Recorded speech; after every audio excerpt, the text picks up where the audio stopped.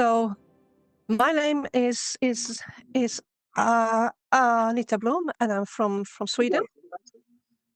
And I have presented from the start of the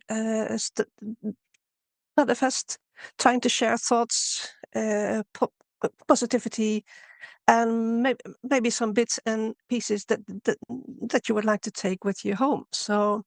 So if you have questions, I would love to answer them afterwards. Now, people who know me know that I love talking about stuttering, but as I only have 20 minutes and a stutter, and as I have a condition that makes it hard for me to remember things, I will read my presentation, and then I will go back to my stutter when you have questions. So this year, I'd like to talk about my presentation titled "It Starts with Me."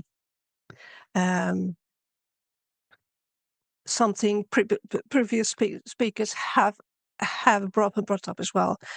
I will walk you through the different angles of these words because they seem very simple, but they raise so many questions. As even in the stuttering community, and one of our allies now join forces, listen to each other, and speak up together. I'd like to flip the coin for a while, and being my always controversial self.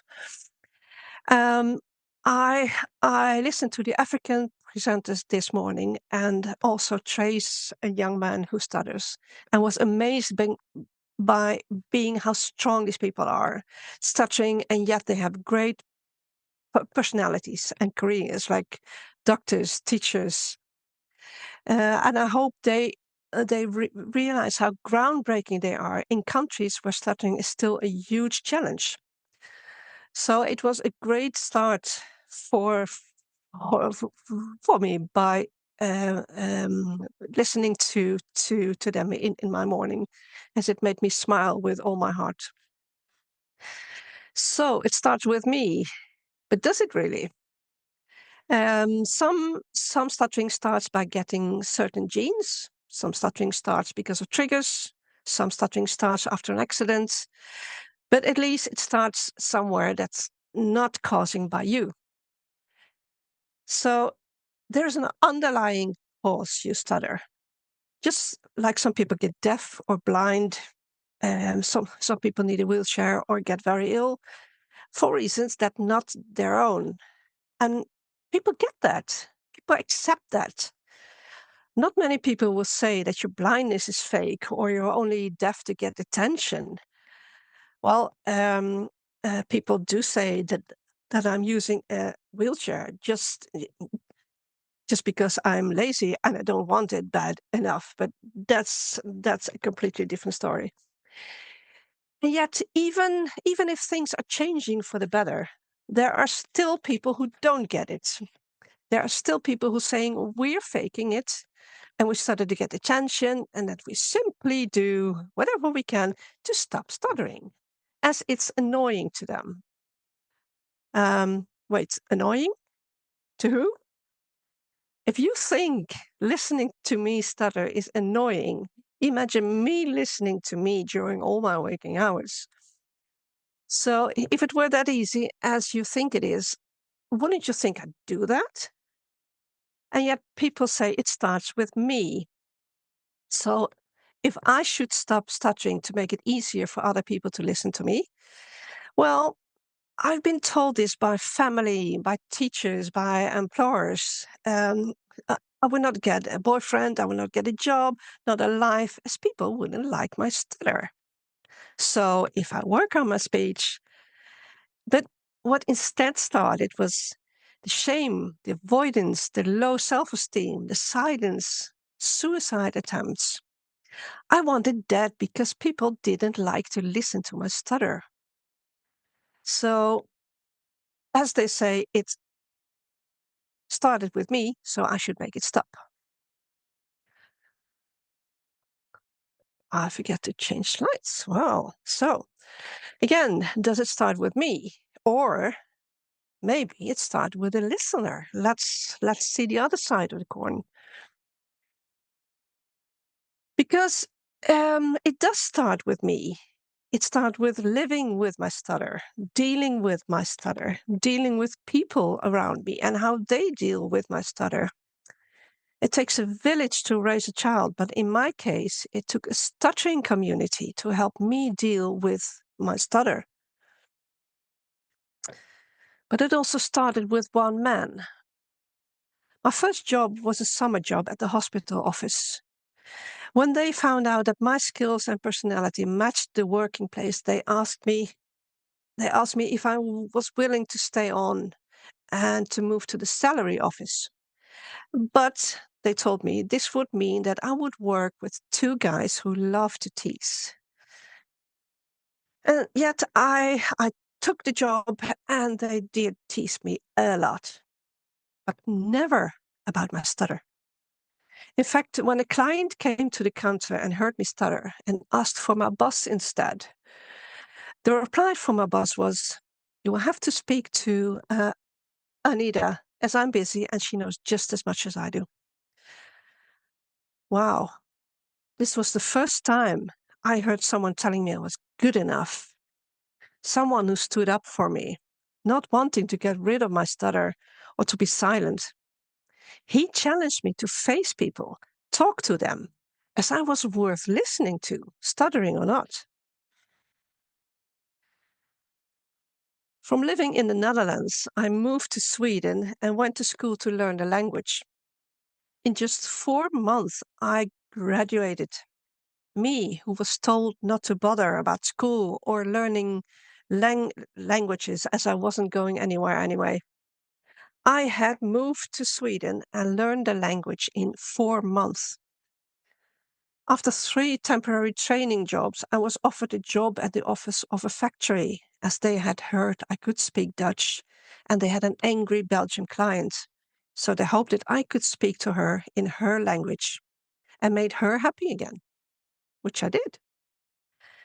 So when they closed down the factory years afterwards, I started different projects, some with a substantial budget, some several-year projects, being solely responsible for millions of kroners and leading the projects.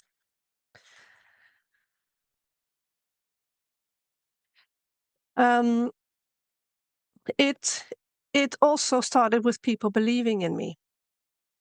When I was pregnant, I decided to once again go back to school, to be a good mom to my daughter, standing up for her when needed, by facing my demons from the past. The bullying, the negative teachers telling me that I was a hopeless case, I shouldn't even try to pursue my dreams. And in this school, I received such positive support. I got straight A's in all subjects, and they offered me a job as a teacher, as a stuttering teacher. Later on, teaching teachers. So the circle was round. And later, when this school closed, another education company approached me, asking me to work with them, both teaching and meeting clients, organizing events, giving lots and lots of presentations. And at the same time, I also worked at my husband's company, being the sole being the sole responsible person for the national and international sales. And not just that. At one time, I not only had 2 different jobs at the same time, I also started my own company. And yes, I still stuttered, but they wanted me and for who I am and for what I can offer, stuttering and all.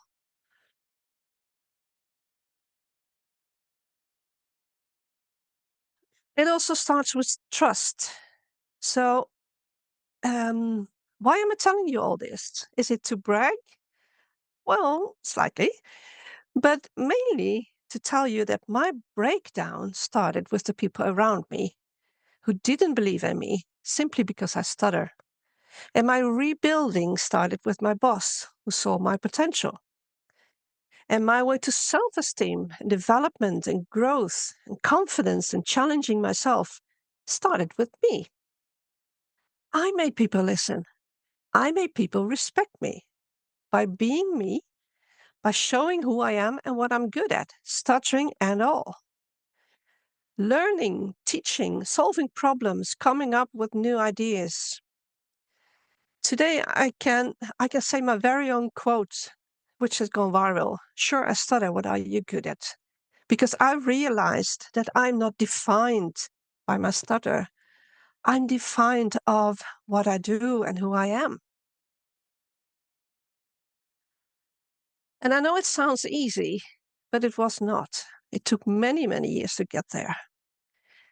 It's been a lifelong struggle as people still judge and have their own thoughts and opinions about stuttering before they even get to know us. Not every country, culture, or religion, or even family members accept stuttering. And I was denied many jobs as well. But I was also asked to come to job interviews as they read in my CV that I had board assignments, even chair for national and international stuttering organizations. As they said, they wanted to get the woman behind the stutter. But they thought that they wanted to get to know me because I've been successful anyway. And also because I applied for jobs that weren't natural for people who stutter. Well, according to them, of course. So I will never be a salesperson. And it's not because of my stutter, but because I couldn't sell water even in the desert. So to say people who stutter can do anything is not really accurate. No one can do anything. We all have limits, we all lack some skills, and we all are good at different things. And this is why we have different jobs and different careers. And today I'm happy I didn't get a job as a bailiff, a police officer, or an airline traffic controller, which I all applied for. But the fact they asked me to come to the interview made me believe that I am not my stutter. I am me. And thanks to my openness about my stutter, I was seen, respected, and acknowledged for who I am and for what I do. I have organized stutter camps for children and for young adults for 30 years. We show them their potential. We show them a mirror that show them how we see them instead of how they see them. We also show them the tools to no longer accept others telling them what they can and cannot do. The tools to speak up for themselves. I give them my shoulder, my hugs, my tears of shared sadness and tears of joy as they grow so much during the camp. They find themselves. They find their voices. They find their pride and their potential and their lust for life and their gut to finally say, I'm good enough just the way I am. And they are ready to face people who tell them they are not. So imagine my surprise that I read somewhere that young people should learn at an early age that they can't pursue certain dreams as long as they stutter. Say what? Not only is that not true, stuttering is so diverse. I mean, some phone salespersons don't stutter on the phone, while others who stutter have high quality jobs simply because they're good at what they're doing. But what are you telling kids with a statement like this? What are you telling their parents? The same as I heard when I was young. Your skills don't matter. Your personality doesn't matter. You stutter, and this will stop you from being listened to and being respected, being a CEO. Well, words matter. Words can lift up people, but they can also break them down. So use your words gently. And even if this would be the case in some companies where bosses and clients should get their butt kicked for being disrespectful and discriminating, instead of telling people they can forget it, tell them to work even harder and shout even louder and be even better, as they're just as worthy, just as successful as people who are fluent. And that it's not up to them to fix themselves, but for others to show respect. Isn't it common courtesy to not interrupt, and to not finish other people's sentences, to listen to what another person is saying? So why do we put the blame on people who stutter for stuttering instead of on people who don't care to simply listen a few extra moments? Again, a lot depends on the job, the stutter, the culture. But instead of telling people what they cannot do, tell them what they can do to change society, to change the way people think about us and what they tell us, to change people's unwillingness to accept we're all different and to see the qualities instead of the one little thing that they might see unfit. We are not things that are worthless when we are not in mint condition. So, yes, it also starts with you as a listener, you who owns an equal part of the conversation, and just show respect. You as a person who, instead of telling people what they cannot do before they even start it, can use your words to build them up, make them strong, and show them the way to find confidence and self worth and the voice to tell society, you are good enough. So, yes, it starts with you. You as a parent, you as a teacher, as a boss, as a friend, as a partner. You as a person who just happens to speak in different ways than others. Pave the way, kick down hurdles, tell people they are wrong, and show them they're wrong. Let people see how wonderful you are and how useful your skills and how important the words that come out of your mouth, no matter what, no matter how. Don't let anyone, and not even yourself, tell you what you can and cannot do until you've given it your best shot. You might find out that some things aren't for you, but at least you yourself will try that out after trying, instead of listening to people who tell you on forehand you cannot do that.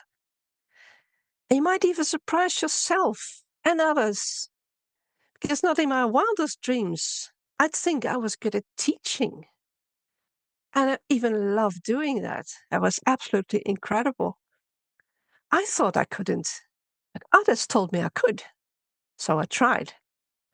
And I'm forever thankful that they saw my potential, as I never knew I'd love to talk and teach and coach. So, thanks to people helping me to explore myself and find my potential and focusing on what is possible, instead of telling me what I cannot do, I can deal with my new life today, which also has hurdles. Life with a serious chronic illness.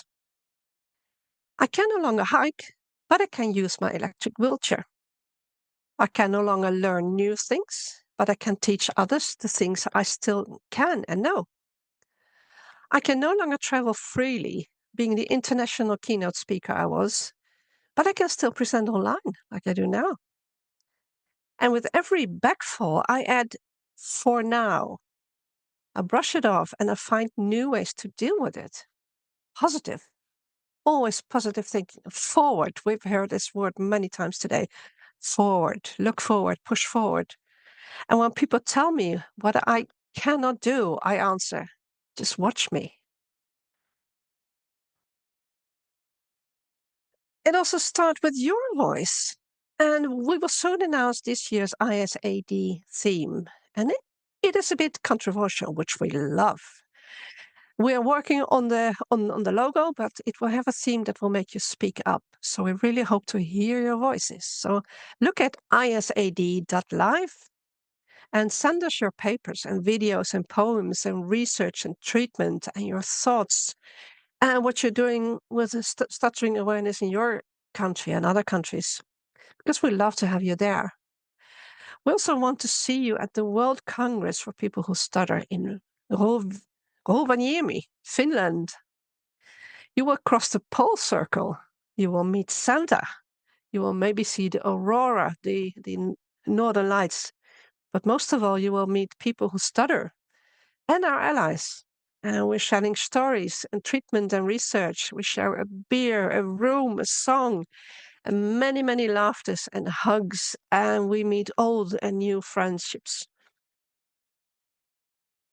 So don't let your life start by telling others the road you should or want to take, telling you what you can and cannot do, telling you who to be or not to be.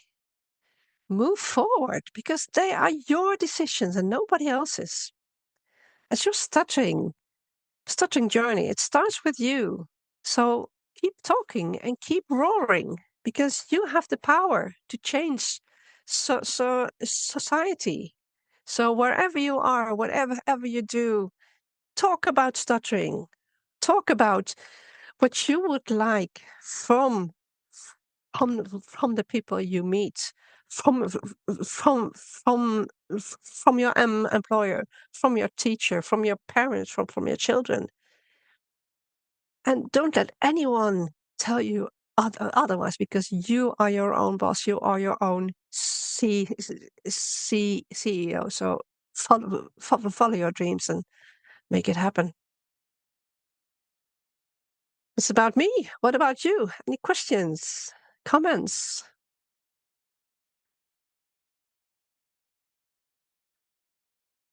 Anyone who dares to say something?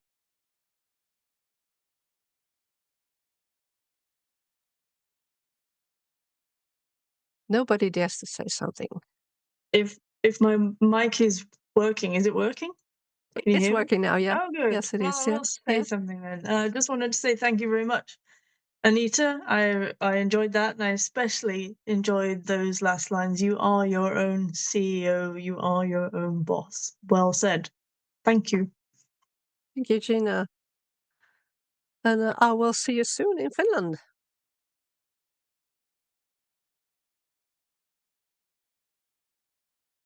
And I think Pedro is coming too to Finland, right? Just wanted to say thanks. It was lovely. And sorry, Pedro, we talked at the same time. I just had one thing. It reminds me, I brought the kids at the Irish Stammering Association to see the Minecraft movie, and we play in the Minecraft club. And there was a really nice line in the movie where it said, "It's harder to create than destroy." And it kind of, I think that message came across really loud and clear with your talk, Anita, that um, creating a community, creating connections, supporting other people, creating confidence, building, it is actually much harder to do that. But I think it's really important that we do put in that effort and energy and intention. So I think it's really nice for you to say that and encourage that. Thank you. I mean, we we we tell children that they're doing a great job, that they are pretty, that they are funny, that they are good at what they do, and then who they are. So so so we also have to keep doing that when it comes to stuttering. Mm-hmm. Yeah. Because we can talk, right? We can talk for hours and days. Yeah. Yeah. We just want other people to listen, and that's Absolutely. not just. So we have a lot of work there, a lot of work. Mm-hmm. We have to change the coin. That is not not not just about us, but that it's also about those who listen to us. Mm-hmm. Absolutely. Pedro, sorry, go ahead. I was just going to say that I love your presentation, and just was beautiful. It's always beautiful. Unfortunately, I was not able to stay here to be here in the beginning. Well, when I saw no, it's now. So I missed the beginning. So, but there will be there will be a next time. There is always a next opportunity. So, but thank you very much. It's just that. And yes, I'm planning to go. I think I'm going to Finland, but it is so ahead that. But I'm planning. Already registered. We say like Yeah. that. Yeah, Yes. yeah. So yes, see you soon. Yeah, see you soon. Wonderful. Well, I think my time is up. There are still no host. So I will just thank you all for coming to my presentation, and I will see myself out here, and then I will hope to see you in Finland or wherever our path meet. So thank you for your support.